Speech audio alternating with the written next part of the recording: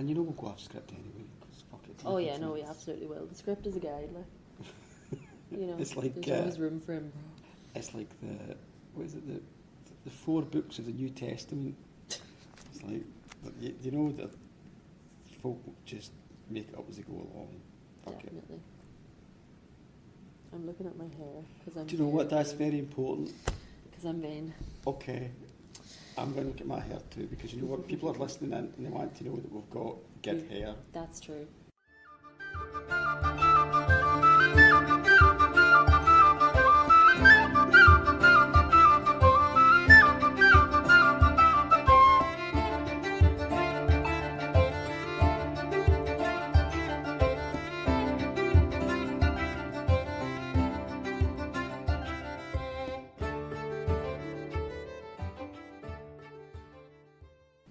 Hello everyone, this is Kerry and Rab back with the second part to our story about an early 19th century high sea slaughter. This episode was meant to be a 2-parter, but the research has proved to be so in-depth that we've had to make it into a 3-parter. And I apologise now for my voice at the moment. I am having a great time with some hay fever. I love hay fever. I actually bumped into a wee woman in the street because my eyes were streaming. And she was very positive. She was saying she gets it at different times of the year. She was talking about, you were saying earlier, different types of pollen, yeah, birch and ragweed. And she says it's just that you're in tune with different things. So she was looking at the grass and says, you're in tune with this grass. And I was like, well, thank you very much. That's a nice way to look at it. It's a nice way to look at it. So if your eyes are streaming and your head's pounding, it's because you're in tune with nature. Anyway, so... And that adds to the more content of this show. Anyway, I think, first of all, apologies, listeners, for taking time getting back to this post. We have suddenly got very busy lives here in the west of Ireland. So the live shows have been selling out, and in April we were actually even turning people away. Yeah. But they kept on coming. So now there are 2 Celtic Tales storytelling shows each week, Tuesdays and Thursdays at the new time of 7:30 p.m. Yeah, and you've been dealing with those crowds with grace and dignity. Thank you. I do try. We've also taken on some projects, both as individuals and as collaborators, which are exciting but very time-consuming, as our listeners in the creative arts will know. Plus, since the last time we spoke to you all, I've been diagnosed with ADHD. Yay! Congratulations. Oh God. And hay fever. But now we're back and we are better than ever, and do you know what? We are more gorgeous than ever. We were just checking our hair before we came on, because you know listeners need to know our hairs are fine. So I think before we do anything, it's been a long time, so I think a recap is in order before we dive back into the story. I think so too. So to sum up, it's Ireland in the 1820s. There is tension in the air as Irish Catholics are still being discriminated against. Surprise, surprise. Nothing new there. Meanwhile, there is a cargo ship, the Mary Russell, transporting mules to sell in Barbados. The officers and captain are all English speakers, and the crew are nearly all Irish speakers, which creates a power dynamic seen time and time again in Irish history. Authority speaking the language of the oppressor. There are also apprentices on board and a sick child being taken on the trip as a favour. Yeah, this is one of those weird, sure, we'll take 11-year-olds. Yeah, get him some sea air, cure his TB. And amongst all this, we have the mules, we have to mention the mules. They are shitting, they're eating, they're farting, they're bumping into people. But you know what? Things start off as a calm sail, all is going well. However, there are little tensions building up. And then finally, despite the little tensions, they all get safely to Barbados. And that is where we'll pick up. On to you, Kerry. And of course, we need to mention our main source for this story. It didn't come to us in a dream. No. The 7 Ships of Murder by Alannah Hopkins and Cathy Bunney. Yeah, go get it now. It's a brilliant book. It's brilliant. Okay, let's dive back in. So what usually happens, a ship will arrive in Barbados and the captain will arrange to sell the cargo and then use the money to buy molasses to take back and sell at a high profit. Yeah, and so at this time, sugar is still produced by enslaved people, just so you know. However, the Mary Russell spends 6 weeks in Barbados, which is a very long time at the time. Yeah, I mean, even now, like. Yeah, I mean, like 6 weeks. I don't know. I don't know if I'd want to be away from home for 6 weeks straight. Yeah. Unless I was in like a really nice place. Yeah, well, you just get a really good Airbnb, and then make sure they weren't getting annoyed with you if you overstayed your welcome. You know, it's that thing when your friends come and then they don't leave. Yeah. Yeah. Okay. Anyway, so the idea is the quicker the turn around, the bigger the profit. You know, you get there, you sell things, you buy things, and you get out. Staying for 6 weeks, you know what? It must have been very tense for Captain William Stewart.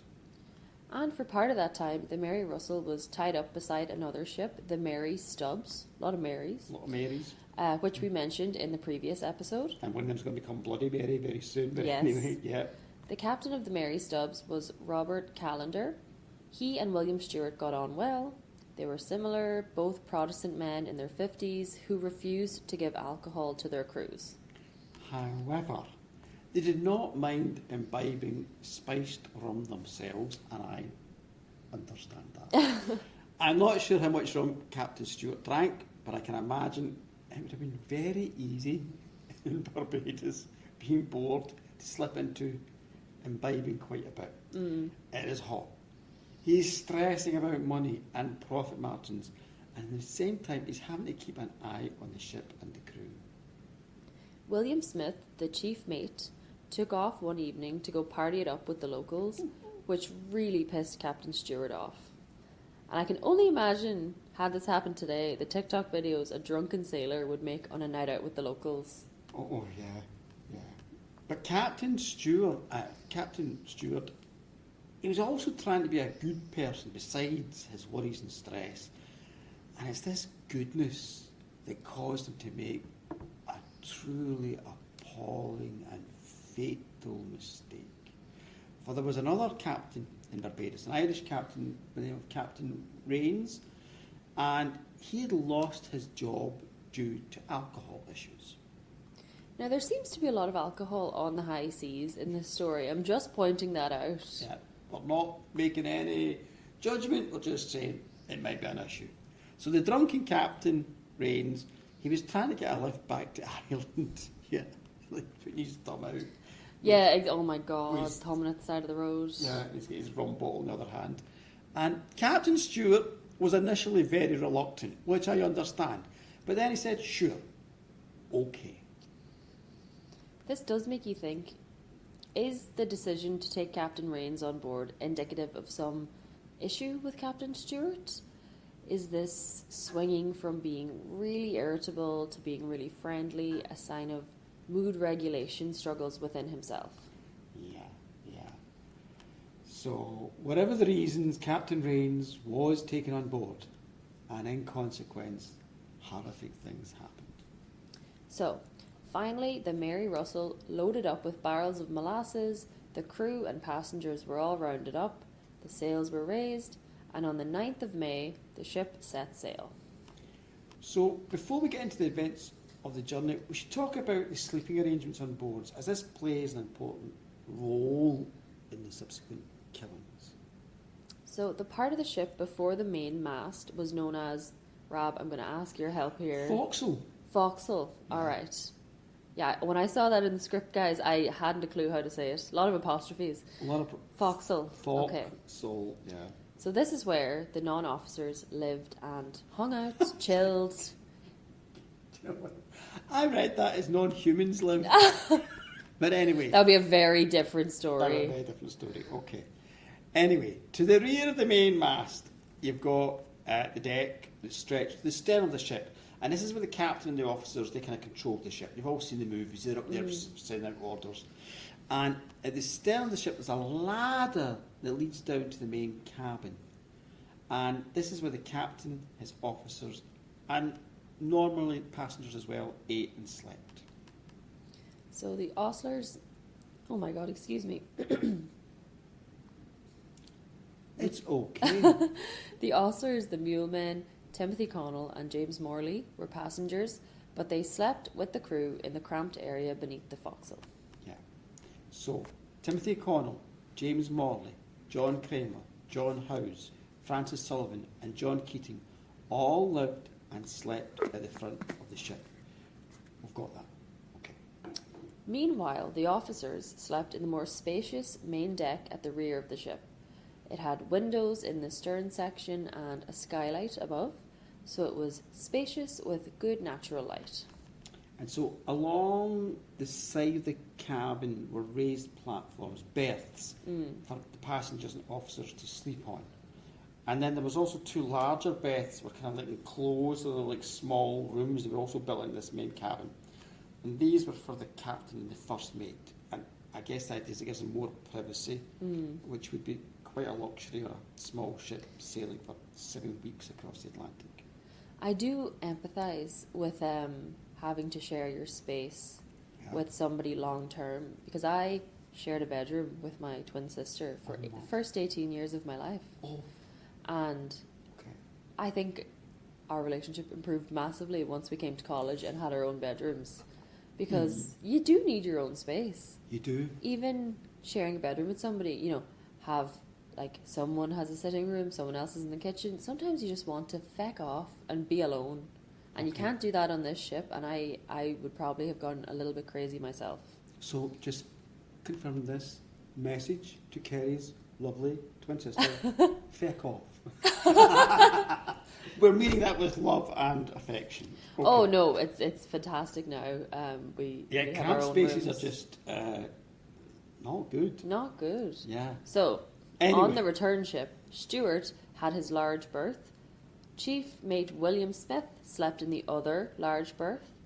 Captain Rains was given an open berth next to the captain's, and the sick boy, Thomas Hammond, also slept in the main cabin. I think it's weird to keep the sick child isolated, not with the other young lads. Yeah, he's not. Yeah. You know, he must have been lonely anyway because he was sickly. Yeah. Would you not let him hang out with the lads? Yeah, it's weird. And do you know what? The thing is, we're not actually quite sure where the other lads slept. Yeah. I was trying to figure this out okay. For all we know... They slept rolling around on the deck. They could have all been thick, they could have been in the cabin. I was trying to look at wee maps and stuff and try to figure this out. And there are spaces in this kind of ship.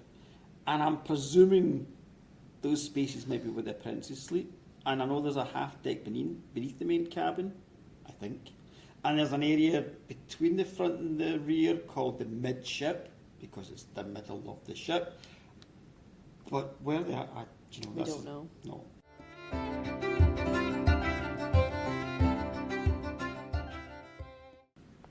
And we're back. We are now calling on all sailors, pirates, anyone who has ever stepped onto a boat to email us now. So we know very little about seafaring. I think I've mentioned this on the podcast before, but I did drive a speedboat once when I was 12. Yeah. But my parents were on the speedboat, so I feel like that was fine. Okay, I get it. And what we're asking you guys is, where would early 19th century apprentices sleep? I want to clarify. We had a conversation before. Oh, there goes the spice iced rum. latte, the spiced rum, yeah. We had issues with readers about Captain Master Bates, isn't it? We had a whole, Master we had a Bates, whole yeah. thing. So God knows, email us, but please keep it appropriate. We're focusing on 19th century apprentices. Maybe that's not. I don't know. Anyway, listen. I'm just going to do you know what? We love sea travel. We love sea travel, and do you know what? When I visit my family back in Scotland, there's a part of my journey that involves going by ferry to the Isle of Bute. And I've mentioned this in some of the live shows, because that's part of Dalriada, which is a lot where the myths, Clean Irish myths, are from. It's lovely. There's dolphins, there's seals, there's gannets. I love sea journeys. But I'm just going to confirm, I know absolutely fuck all about how a boat works. Especially an early 19th century boat. I'm just clarifying. I think the main thing to know is that everything happened in the main cabin, really. Yeah. So hold on to that. Yeah. And there are objects in this story that we do understand are very important. Ladders, ropes, knives, a pistol. But I think that's as technical as we're going to go, so time to get on with the story. Yeah. Okay. It soon became obvious that Captain Stewart feared that a mutiny could happen, that the Irish-speaking men based in the forecastle were conspiring against him. And this fear was amplified by the fact that Captain Rains often chatted with the crew in Irish, a language Captain Stewart did not speak, and I will say did not speak because he chose not to learn. Yeah, yeah, because at that time, that part of Ireland, round Cork, there's still a lot, if not the majority of the people speaking Irish. Yeah.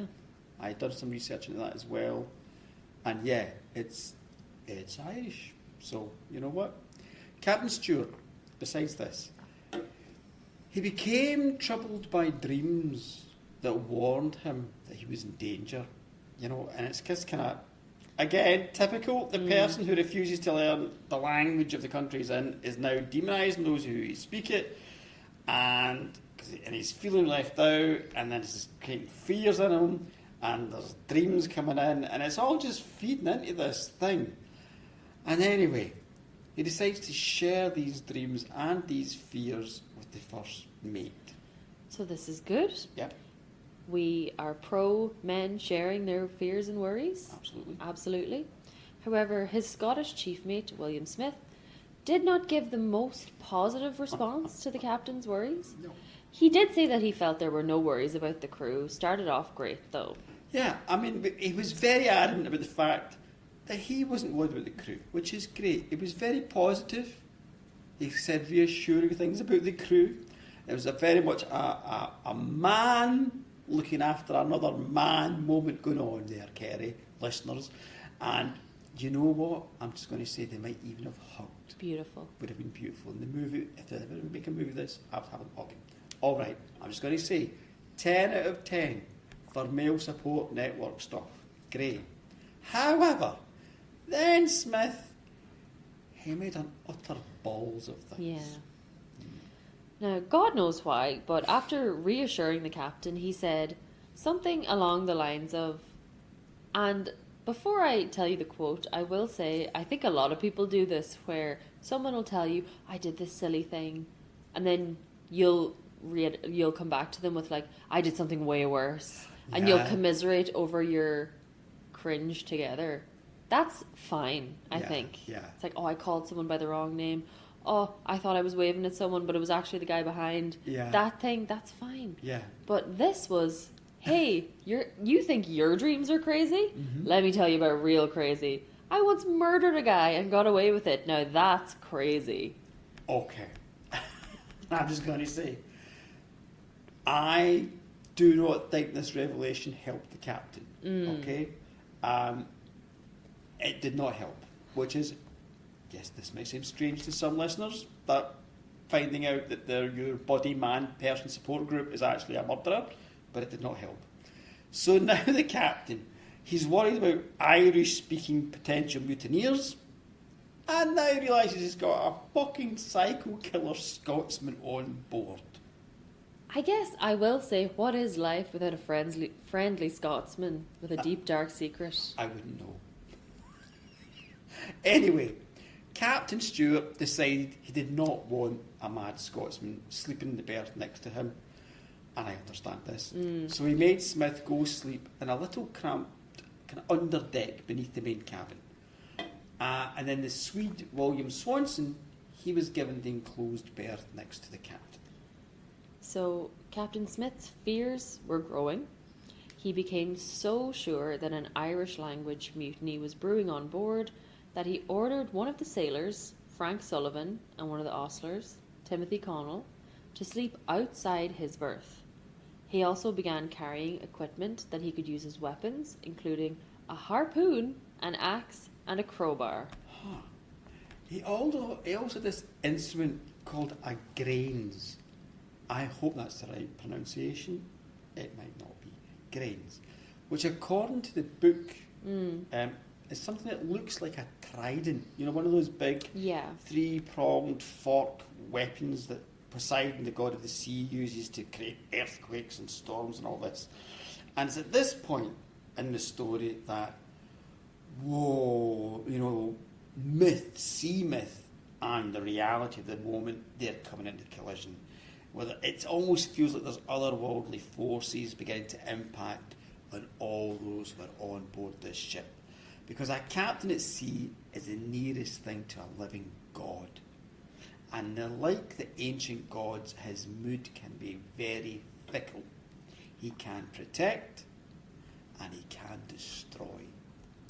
So now we're looking at this powerful bearded figure, wide-eyed from lack of sleep, skulking around with a bloody trident, his mood flitting between benevolence and violence.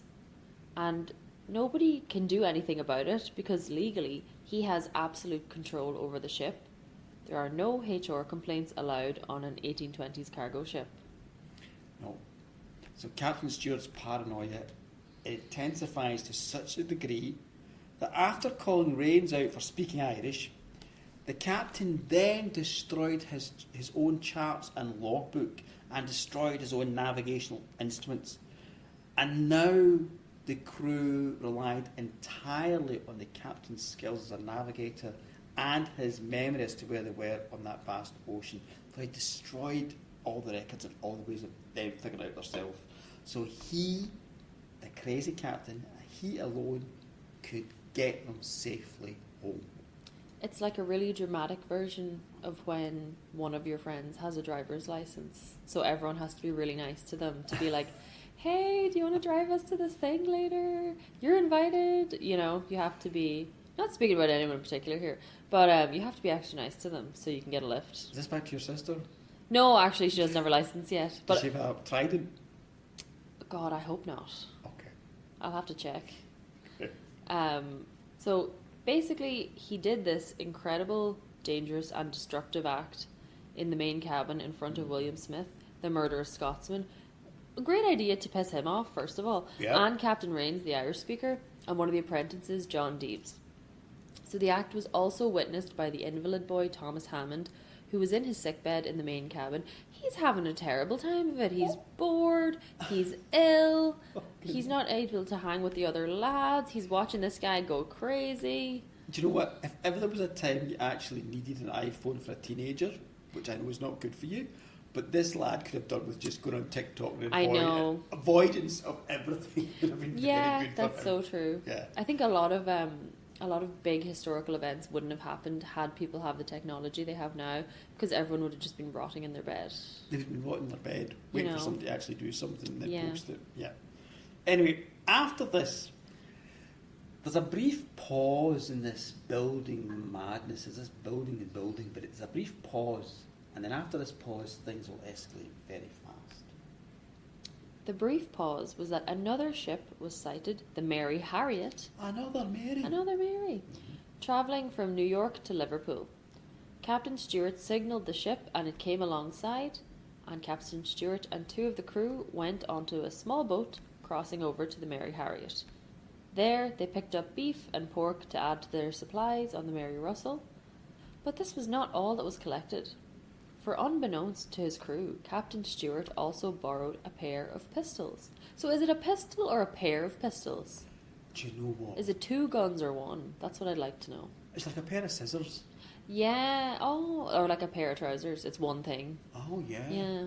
Good to know. So a pair of pistols. Again, so one gun. We will have listeners who will... If you know, if you're a pistol enthusiast, Yeah. I can't imagine gun enthusiasts listen to this podcast, but if you do, Yeah. please be careful. Please be careful, yeah. Point the sticky long bit away from you. That's my advice. All right. So anyway, a few days after the Mary Harriet, again, listeners, why are all these ships called Mary? We do not know.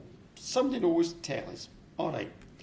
A few days after the Mary Harriet had sailed off, Captain Stewart had a sleepless night, one of many. He could hear William Smith walking the decks during the night, which was fine because he was on the night watch. But the captain was convinced the Scotsman was plotting something. So the captain armed himself with the harpoon and confronted Smith. He called the crew together and, pointing the deadly weapon at Smith's chest, accused all the crew of plotting against him. The second mate, the Swede William Swanson, assured the captain that there was no mutiny and that Smith would never do such a thing. One by one, the entire crew spoke up on behalf of William Smith, which must have been a very scary moment. A harpoon, just in case anybody does not know, is like a large heavy spear with barbs on it. It's used to impale things like seals, whales, and dolphins. The barbs mean that the weapon will stick inside the creature, and any attempt to remove it will only cause more damage and pain. So it's kind of like if you get shot by an arrow, you need to leave the arrow in until you get to the hospital, because if you pull it out, it'll do more damage coming out. Yeah. So now the red-eyed, sleep-deprived captain and god of the ship was aiming a harpoon at William Smith's body. Yeah. So I can imagine people are just trying to speak really calmly and carefully, and one by one the crew and the ostlers and the apprentices, they all spoke up, again very carefully, to deny there's any mutiny and to defend William Smith. And then suddenly tears welled up in the captain's eyes and he lowered the harpoon. But then, in an instant, he demanded the crew tie William Smith up. They refused. They pleaded. But the more they pleaded, the more enraged the captain became. And then he pulled the pistols from his pockets. So if the crew hadn't been terrified before, they certainly were now. They'd be fucking shitting themselves. Excuse my language. Oh my God, yeah. Would the captain kill them, or worse, kill himself? If the captain died or was incapacitated in some way, who would navigate the ship home? He'd destroyed the navigation equipment. Yeah. Only the captain knew where they were in this vast ocean, and he's the only one who knew how to navigate by sight. Yeah. So without him, he's indispensable. Yeah. The ship and all its inhabitants would be lost in the vastness of the Atlantic, and they'd all die anyway. Yeah. It's like, oh my God. Yeah. So then we've got this captain and he's raging and he's roaring and he's waving the pistols. So of course the crew try to think of ways to deal with this unprecedented, horrific thing. Talk about unprecedented times. Oh my Yeah. God, that's a phrase from the last few years. So they began to plead with William Smith now, saying, let yourself be tied up and then the captain will calm down. And they were promising, look, as soon as we get this voyage over, we will defend you in any court, William Smith. We will defend you in court. All you need to do now is let yourself be tied up just for now. And so William Smith said to the captain, "Here, tie away," and held his hands up. And so he was bound. The captain then ordered that he be placed in a narrow storage place in the floor of the main cabin. In where they stored the animal hides, the bound Smith was placed inside this dark, foul-smelling hole. If you've ever smelt gone-off meat, particularly red meat, I can only imagine the smell of enclosed animal hides, probably only half-treated because they were busy at sea. It would have been horrendous. Oh, it would have been reeking. Oh, yeah. And then again, this is this back, we've talked about this earlier, the way the captain's mood switches. So now he's got... He suddenly turns around and he orders one of the men to feed Smith his breakfast of porridge and tea. And this was done, but Smith is tied up. Yeah. He can't do it himself, so the man is actually like spoon feeding him like a baby. Oh, God. And after this, he's been fed. The storage planks are then placed over this space, and Smith is now lying down in the thick, reeking blackness, like a man locked in his own coffin. I guess this is the point we can say that the rising tension and clear signs of a mental breakdown are now going to give way to something far more savage and appalling. But the crew even now did not realise just how dangerous things had become. Yeah, their captain had done an awful thing, entombing a man in a hole only feet away from the captain's sleeping berth. The crew were stunned by this turn of events. But the next day, they continued obeying orders It's almost like kind of going into this denial thing. Or maybe they're hoping, oh, calm down. I don't know. But anyway, they're obeying orders. And again, it's the captain's the only guy who can get them safely home. So there's no more idle chatter on board. The only sound now is the groans and whimpers of the entombed Scotsman.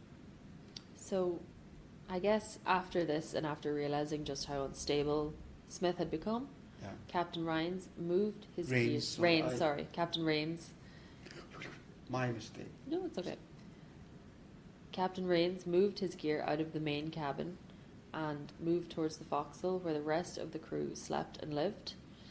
And what's so horrifying is that all this time there's a sick, sort of invalid child in that main cabin, Thomas Hammond, 11 years of age, in his bed, unable to move, listening to the awful sounds coming from the planks a few feet from him. Yeah, and he's going to hear and see much worse, as we will explain in the next episode.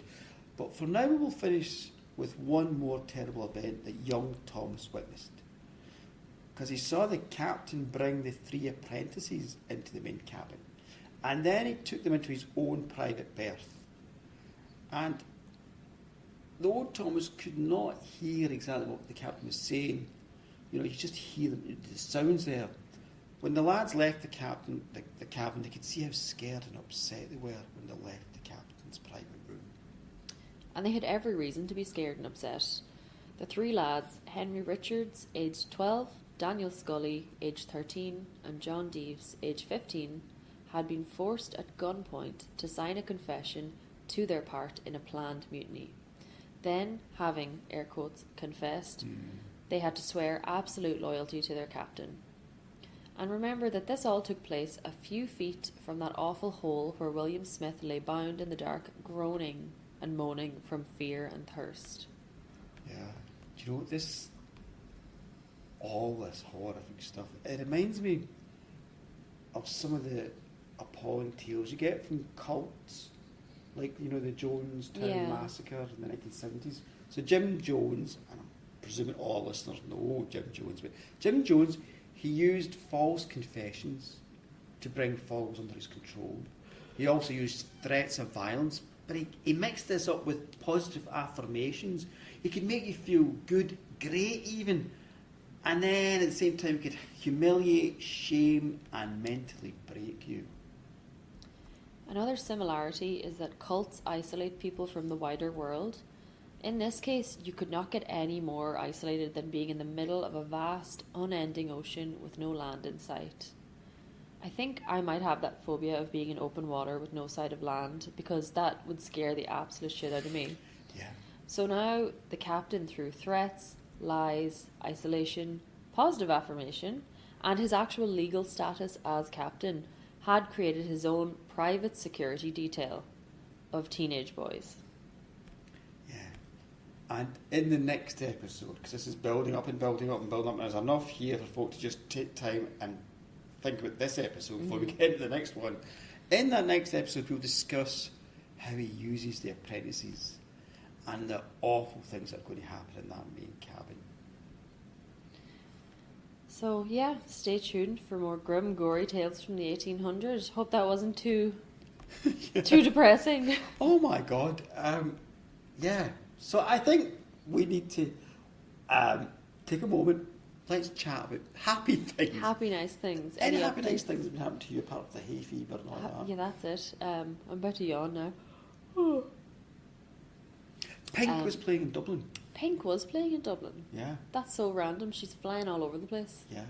Yeah, I've there's a very famous video, listeners may know, of she's at maybe it was in Scotland, but she was at a gig and there was a Scottish guy who was, how she flies around like on a high rope and everything. Yeah. There was a Scottish guy that was like, "Pink, get doon." It was very funny, and I say that all the time now. Whenever I see anything up high, if I see a cat up high on a wall, I'm like, "Pink, get doon," which is fantastic. But yeah, any updates with me? I'm going to see Taylor Swift at the weekend, which will be exciting. She might get to see you. She might get to see me, that's true. Mm-hmm. I'll give her my card. Yeah. Get her on the pod. That's it. Pride Month is going well. It's very nice. Good. Happy Pride to all the listeners. Yeah. What about you? Any updates? I'm off to a Scottish wedding on a beautiful island at the weekend coming, which is going to be lovely. Again, we'll be travelling to that landscape, which informs a lot of my stories and my thinking. So I'm looking forward to that. It's going to be a lovely thing. What else? Yeah, I did the lovely story about Morag the Sky Princess, which kind of tied in with the whole idea of both Pride Month and also the summer solstice, because the deity in that story, she kind of has similarities to Anu or J Anu or Danu, the goddess at this time of the year. So again, happy summer solstice, happy Pride, happy pagan, go for it stuff. But yeah, generally just I'm being very creative just now. I'm very busy. We're both very busy, which is great. So yeah, it's all good. It's all good. And we are doing a TikTok with we have a new person helping us on TikTok. Yes, we do. We have our intern Jake. Yeah. So we'll probably post up stuff from Jake on there. Well, I'll invite Jake. Do you want to say a quick hello? Yes, He's hi. looking over at you. I'm Jake. I'm their new intern. I'm here for the summer, helping Rab and Kerry do some historical research for the podcast, as well as some social media as well. Yeah. Yes, that's it. That's Jake. Yes, because guys, even though I am Gen Z, I'm really on the cusp. So he's a lot more savvy with these things than I am. So hopefully we'll have some interesting videos on TikTok. Sometimes when you both converse, You zone out. I need to get my Translation app. on the go. It's like, yeah, fine. Well, that makes me feel very youthful, so that's kind of nice to hear. Youthful and useful. Ah, There we go. that's a lovely note to end on. Okay. All right. Slán. Slán, guys, follow our TikTok, Celtic Tales Chronicles, and follow our social medias, and it'll all be in the episode notes as per usual. Okay. All right. Slán.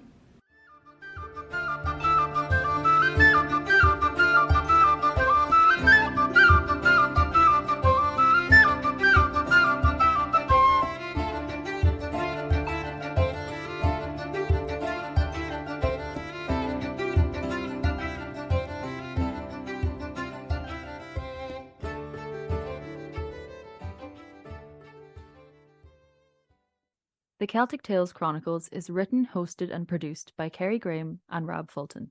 Edited by Rab Fulton. Cover artwork by Kerry Graham. Music by Kevin MacLeod.